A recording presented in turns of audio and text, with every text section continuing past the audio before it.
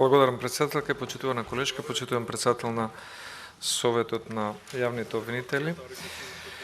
Јас само со еден случај, ќе споменам еден случај, ги има многу, но овој доби повеќе на јавност, уште во 2019 година, но и овие денови. Се работи за случај во Гостивар, каде што според она што сега ќе го изнесам, изгледа дека Советот на јавни обвинители не само што има недостаток на добри јавни обвинители во своите редови и во целото обвинителство, туку за жал некои членови на Советот на јавни обвинители се и соучесници во солидарноста на заштитата на лошите јавни обвинители, оние кои што не работат според прописи или вешто ги користат прописите за преквалификување на одредено дело. Судскиот процес се води против жител на Кичево, кој што во декември 2019 година во тешка сообраќајна несреќа, за која што е констатирано дека тој е виновен, на влезот во Гостивар, удира во двајца полицајци, полициски службеници, од кои што едниот, 23 годишен, загинува на лице место, а вториот се здобива со тешки телесни повреди. Вашиот колега, кој што го води случајот, се вика Арсим Адеми. На казната и потоа казната, откако се води судскиот процес, казната за првостепената пресуда е од само 1 година затвор. Значи имаме еден усмртен полицаец, еден тешко повреден, кој што биле на самиот влез на патот кај Гостивар, за да прават увид во друга претходно веќе случајна сообраќајка со сите вклучени можни ротациони светла, заштитни сигнализации, за да секој друг возач примети дека се одвива некој надзор на одредена сообраќајка. На казната се жали адвокатката на предизвикувачот на тешката сообраќајна несреќа и бара враќање на неговиот пасош. Обвинителот, вашиот колега Адеми, одлучува да му се врати пасошот, а инаку вашиот колега Адеми од Гостивар, Арсим Адеми, само за подсетување за јавноста, е истиот обвинител познат по случајот на еден веќе осуденик, Зоран Милевски Кичеец, кој што беше во затвор, од непознати причини излезе од затвор и јавноста дозна дека вози еден луксузен Мерцедес, превезува лица со српско државјанство кон границата и на премин од стража претекнува на полна линија и предизвикува сообраќајка со смртни последици за уште еден жител на Гостивар. Сега ќе ви прочитам изјава на родителите на жртвата, односно загинатиот полицаец во овој случај. Ова не е судство, ова нема никаква врска со право и правда, од Групчин наваму владеат други закони, велат родителите на П.Ѓ, кои веќе 2 години бараат само праведна судска разврска за тешката сообраќајна несреќа која што се случи на 28 декември 2019 година, во 19 часот и 10 минути на влезот во Гостивар. Полицајците биле удрени за време на вршење на увид во друга сообраќајна несреќа од возило со кичевски регистарски таблички управувано од лицето Ш.Р. од Кичево и покрај колоната возила ротациони светла од полициските возила, од противпожарно и медицинско возило, што може секој да ги примети, особено во ноќно време. Возачот возел со брзина од 101 км на час со Ford Focus. Најпрвен го ударил полицаецот П.Ѓ, 23 годишен, кој бил префрлен од другата страна на бетонската ограда на автопатот и починал, а потоа го удрил и полицаецот Ш.Ф, кој што добил тешки телесни повреди. И покрај ваквата тешка сообраќајна несреќа со фатални последици, обвинителот Арсим Адеми поднесува обвинителен предлог. Вие многу добро знаете разликата помеѓу обвинителен предлог и обвинителен акт, што е полесна форма и што е намерно направено, иако последиците се тешки. И ова не е небрежност, затоа што секој можел да види што има на автопатот. Судијата Даут Рустеми на 12 ноември 2021 година пресудува само 1 година затвор. Во законскиот рок обвинителот Адеми не поднесува жалба. Повторно ќе ви прочитам изјава од родителите на загинатиот полицаец. Големи пари се во игра и еден од сведоците сам ни кажа дека неколку пати му нуделе пари. Нашите деца не се глинени гулаби. Каде е обвинителството, каде е Министерството да реагира и да ги заштити оние кои што загинаа или се повредени на лице место, изјавува родителот Заѓа на загинатиот полицаец. Во текот на судскиот процес, семејството на загинатиот полицаец поднесува до вас, до Советот на јавни обвинители, во јуни 2020 година, и затоа вашите извештаи се паушални, сувопарни, затоа што има незгодни ситуации каде што не ви одговара да ги образложите, поднесуваат представка за постапувањето на основното јавно обвинителство од Гостивар и постапувањето на обвинителот Адеми. Добиваат одговор од вас, од Советот за јавни обвинители, значи вие сега на репликата на колешката одговоривте дека вие некогаш сте претворени во, како кажавте, констатирачки орган и укажувате каде има направено престап, каде некој заслужува да биде разрешен, но некој друг не постапува. Но овде вие сте многу солидарни, многу благи, многу обзирни кон вашиот колега обвинител Адеми. И во одговорот што сте го дале октомври 2020 година од Советот за јавни обвинители на оваа представка се вели дека јавниот обвинител Адеми во овој предмет постапувал стручно, законито и во рамките на законските надлежности. Во пресудата се вели дека обвинетиот ШР од Кичево сторил кривично дело, тешки дела против безбедноста на луѓето и сообраќајот, член 300 став 4 и член 297 став 3 од Кривичниот законник.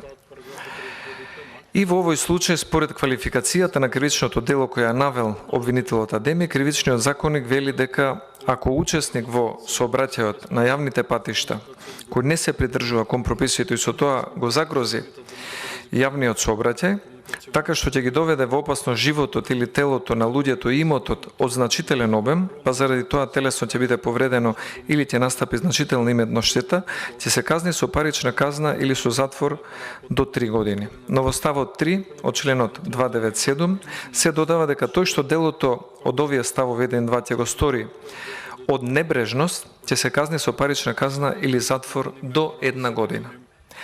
Ова дело не е сторено од небрежност, затоа што возачот ниту бил пијан, ниту бил срцев болесник, ниту заспал на воланот, ниту било утврдена друга некоја олеснителна околност, ниту пак патот или полицајците биле необележани.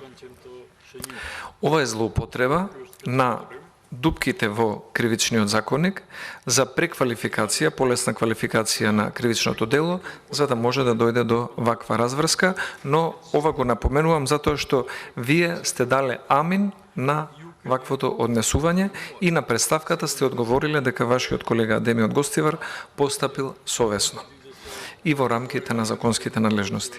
Зошто ова го зборам? Затоа што денес, пред 2 дена, пред 5 дена, пред 1 недела, повторно, за жал, заради непријатни случаи, и во главниот град и на други места се покрена дискусијата оправдано во јавноста за пречестите сообраќајни незгоди и жртвите од сообраќајни незгоди од несовесни возачи. И во моментот кога се водат такви дискусии, сите дискутанти се бараат начин како казните да бидат поправедни, построги, поефективни и да не може да бидат заобиколени. Но според овој случај од 2019 година од Гостивар, испаѓа дека кој починал, кој бил жртва, но обвинителите и другите надлежни гледаат како можат да најдат заеднички јазик со живите. Не со жртвите, туку можеби со сторителите или ним блиските, ако се работи за добра повластица. Во овој случај затворската казна е само 1 година за една жртва на лице место и за едно тешко повредено службено лице. Обвинителот во завршниот збор кажал дека е неспорно дека обвинетиот го сторил кривичното дело.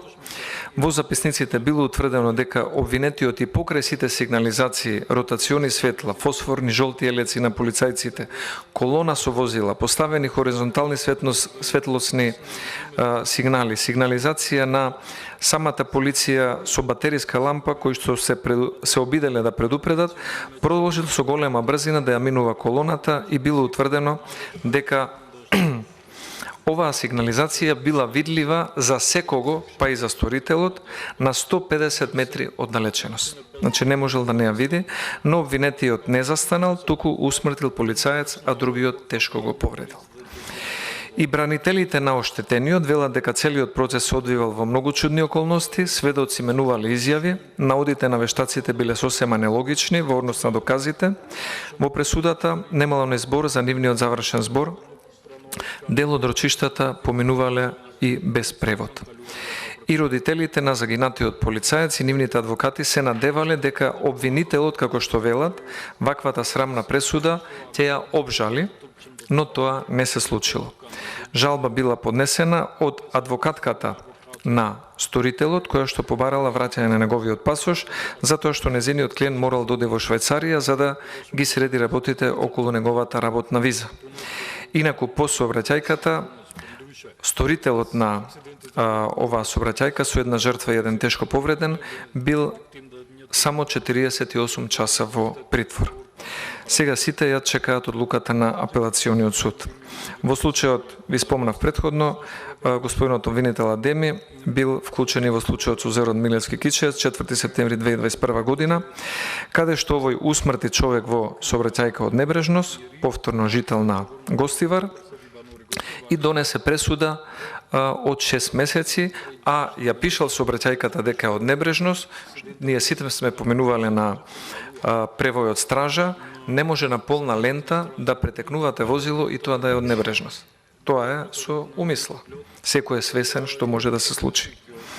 Затоа моето прашање е како вие, како според вашите зборови констатирачки орган, тогаш и кога имате можност да не бидете само констатирачки орган, на вакви, би рекол, еклатантни, инаку извештајот е даден на порталот МКДМК и оттаму се информациите за настанот и за изјавите на обвинителот, на родителите на жртвата и слично. И кога имате можност за представка, да одговорите на вакви представки, каде што доминираат докази или индиции дека некои обвинители ја злоупотребуваат положбата и намерно играат со законот и ставаат квалификации кои што после ќе има возможат полесно да преговараат со адвокатите или со блиските на сторителот, зошто тогаш не реагирате? И на крајот од криштата се поставува и прашањето колку пати, вие тука споменавте на колешката дека ние треба да го подобриме законот во еден, друг, трет сегмент за да ви се даде поголема надлежност, немам ништо против тоа. И сега кога се случи овие последните 2-3 сообраќајки со жртви, се предизвика поголемо внимание од јавноста, повторно имаше дискусија дека треба да се изменат законите, да бидат построги и слично, но се гледа дека обвинителите, кога сакаат да угодат на една странка, дали заради повластица, дали заради блискост, дали заради определба идеолошка, политичка, роднинска, што и да е, дали заради подкуп или нешто друго, умешно наоѓаат начин како ставовите во кривичниот законник, став 1, 2, 3, 5, 10, колку и да има членот од кривичниот законник, вешто да ги употребат, да ги злоупотребат, за на крајот, пак како што кажа, жртвата ќе си остане жртва, блиските ќе си тагуваат по него, времето ќе го покрие случајот, освен доколку него преобјави некој медиум, тоа ќе си го однесе времето на заборавот и после 2 години, 3 години, на крајот ќе имаме една сосем несоодветна казнена норма или санкција, која што не соодветствува на она што нам во текот на целата година државата ја чини можеби 180 жртви од сообраќајни несреќи. И тие продолжуваат да се случуваат, не викам дека за тоа е виновен еден или друг, тоа е сообраќајна култура или некултура, но ваквите пропусти во обвинителството даваат простор на многу сторители на сообраќајни несреќи кои што предизвикале жртви и тешки телесни повреди или големи материјални штети, да се надеваат дека утре ќе наидат на прагматичен, еве да употребам таков термин, обвинител како вашиот колега Адеми од Гостивар, со кој што ќе може да се договори дали ќе има обвинителен предлог или обвинителен акт и од тука натаму ќе се договара и ублажувањето на казната на тој што го сторил кривичното дело. Затоа сметам дека вие, кога имате оправдание да кажете дека се констатирачки орган, ние може тука дел од нас да ви поверуваме или да немаме доверба во таквиот одговор, но и кога имате представки, дел од вашите колеги кои што со вас седат во Советот на јавни обвинители, некогаш се повеќе солидарни со сторителите на тешки сообраќајни несреќи и на обвинителите кои што наоѓаат дупки во законот како да им излезат во пресред, дали за некаков надомест или за некоја повластица, а вие сте солидарни со нив. Тука е вашиот најголем пропуст. Благодарам.